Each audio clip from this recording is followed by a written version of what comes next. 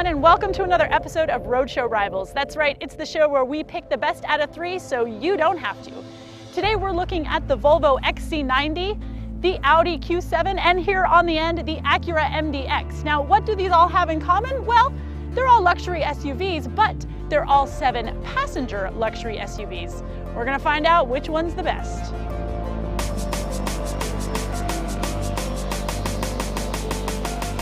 Over the past few years, Audi's been developing some amazing technologies for the engine, the handling, the dashboard electronics, and the driver assistance systems. That makes every new Audi model kind of a revelation. We saw that earlier with the TT Roadster, and now we're seeing it with the 2017 Audi Q7.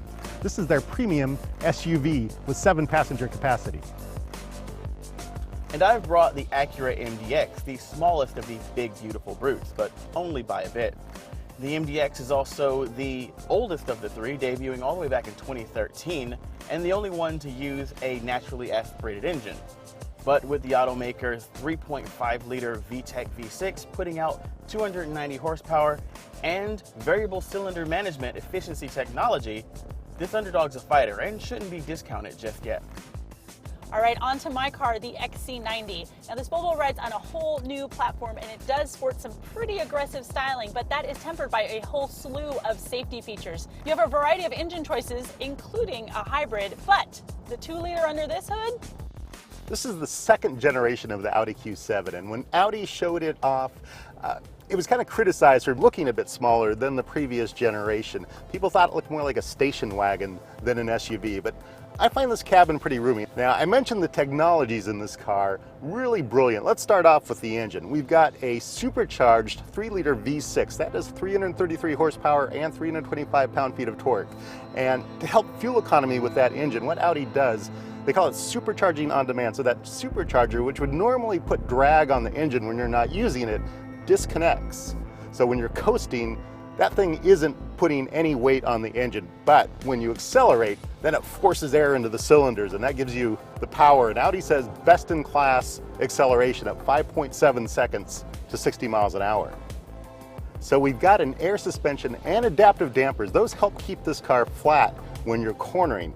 But there's another little secret technology going on here. It's an option, but they have 4-wheel steering. What that does, it turns the rear wheels just a little bit, and that helps you through the corners. It works really well when you're powering through a corner. It just corners better than it should. And all that really makes this Q7 a driver's car. This is really the simplest car of our rivals. We've got a 3.5-liter direct injection V6 engine that makes 290 horsepower, 267 pound-feet of torque. It's naturally aspirated, unlike the other cars. We've got a 9-speed automatic transmission. And what I like about this powertrain is you get pretty even, pretty direct acceleration. This engine really feels ready to go. Now, unlike the other cars, we've got a fixed suspension here, so there's not any difference. There's no comfort setting. There's no dynamic setting. We do have all-wheel drive like the other vehicles, but this is Acura's super handling all-wheel drive, so that means it's got mechanical torque vectoring. It overpowers one of the rear wheels in a turn to help you around a corner. And that helps out, but because of the suspension, you can't really push it that hard. The Volvo XC90 comes with a 2-liter 4-cylinder engine, which is ridiculously small for such a big vehicle. But Volvo gives it a supercharger and a turbocharger that brings power up to 316 horsepower, 290 pound-feet of torque, which is more than enough for this vehicle. Now, I've noticed when I hit the accelerator hard, I really feel the 8-speed automatic transmission shift quite a bit. The XC90 has an air suspension which has dynamic and comfort modes. I can dial those in with the scroll wheel on the console.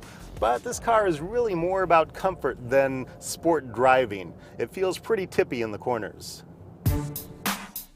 Now for luxury SUV buyers, dashboard tech is going to be one of the most important, if not the most important, determiner between choosing vehicles. So we're going to start with the Acura MDX and its Acura Link infotainment system. Now this is a decent system without a whole lot of bells and whistles. If you're looking for a simple infotainment system, this is going to be your way to go. And the standout feature is going to be the AHA app integration, that when you pair it with a smartphone running the AHA app, you get certain connected features, such as audio streaming from the internet. However, it is probably the most cluttered of the systems. We've got this 2-tiered dual screen system And it's not always clear which screen does what or which one you should be looking toward. The top screen is not touch controlled. You use this sort of physical controller here, and the bottom screen doesn't really do a whole lot that a button wouldn't do in its place. It's going to be my least favorite of the three systems, but let's move on to the next one. In the XC90, we've got the latest generation of Volvo's Sensus infotainment system. Now what's interesting about this, you'll notice immediately, is that it's got this vertical orientation and this home button down at the bottom. Looks a lot like an iPad, right? And that's exactly how it sort of works. The system uses this very cool multi-pane organization for its infotainment, so you can take up as much of the screen with the navigation as you want, or as little. Everything's accessed via taps and swipes, just like a tablet, so users should take to this like a fish to water. It's very easy to understand, and there's not a whole lot of depth to the system as far as learning curve. Now, it's a bit of a step back from the previous generation of the Sensus Connect in that it loses a whole lot of the app integration that the previous smaller generation used. But it takes 2 steps forward with the addition of Apple CarPlay. So you're going to gain a lot of those audio streaming apps back, as well as navigation and Apple's really good voice command system.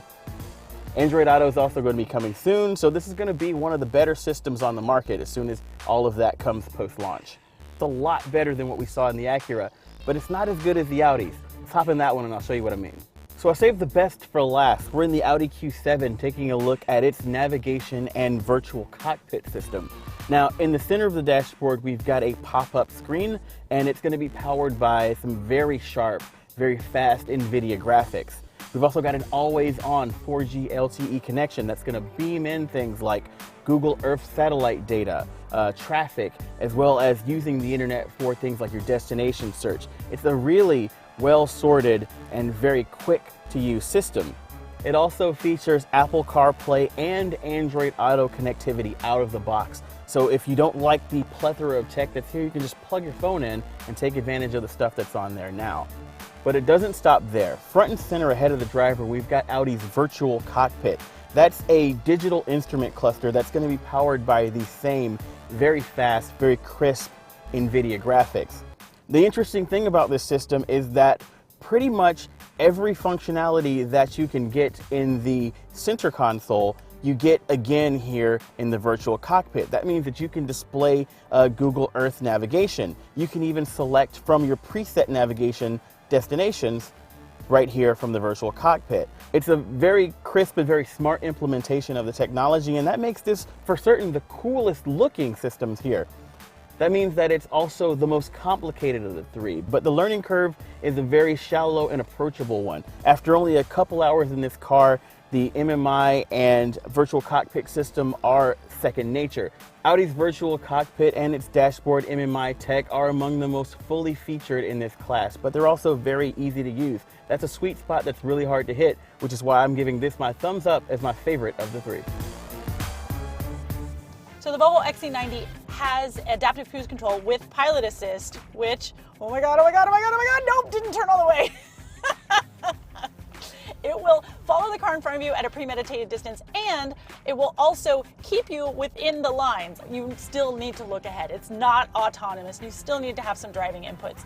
Now, my adaptive cruise control is following the car in front of me, my chase car, and he is stopping. He's giving me a full stop. My car is a full stop. And he takes off, and look at that, I'm gonna take off and I haven't touched the gas. No, go, go, go, go, go, go. So while I'm going in stop and go traffic, even if that traffic goes to a full stop, I can still continue without having to put my foot onto the gas. Okay. So I'm in the Audi Q7, and this also has adaptive cruise control, but what's interesting is that instead of having the functions on the steering wheel, there's actually a stalk for it. So I have set my cruise control, and I've pressed set, and I've set my distance to be kind of close. And here we go. I'm just following the car in front of me like it ain't no thing. Oh my God, it's turning. Did you see that? It totally turned on its own. I'm not sure how much I like this. Oh, and please overtake steering. So while it will help you stay in the lane, it definitely won't do all the driving for you, right? It's an aid, it's not an autonomous feature. All right, here comes the final test. Adaptive cruise control is on. What happens when the car in front of me comes to a full and complete stop? Okay, I'm stopping, and I am at a full and complete stop. He's gonna go. Oh, look at that. Didn't even have to touch the gas, didn't have to do anything. Man, now that I've sat in Bay Bridge traffic for a while, this is pretty awesome. In the Acura MDX, all of my controls for the adaptive cruise control are right on my steering wheel. So all I need to do is hit this main button that turns it on or off. It's really, really simple. That's kind of what I like about this. Now I have it set for a maximum speed of 40 miles an hour. So again, whatever my lead vehicle does here, my car will follow up to a speed of 40 miles an hour. Now my lane keeping assist button is again right here on the steering wheel. So let me press that bad boy. All right, we are set for a higher speed. My lane keeping assist is on and yup, no. I did get an audible warning, but yeah, it's not gonna do anything for me specifically. I also got a brake warning and the car did a nice job of braking for me. Okay, let's see what happens when the car in front of me comes to a full and complete stop. And he goes, and I stay right here.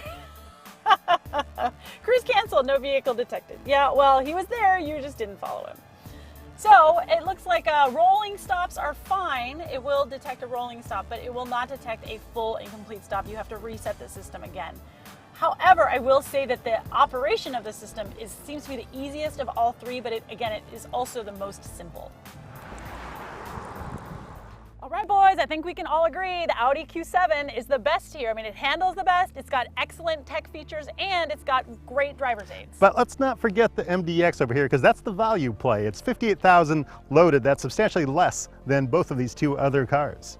And it's got many similar features. Well, it's similar. Yeah, and if you're the kind of person who only looks at the spec sheet, similar is good enough. But from behind the wheel, it doesn't really belong in this class. All right, so MDX is out, but that still leaves me the Q7, right? Well, then we should consider the XC90, because that's also cheaper than the Q7, and that really comes up much closer feature by feature in quality. This even has the premium audio system 67 loaded, and it still undercuts the Q7 probably by $3,000 to $5,000.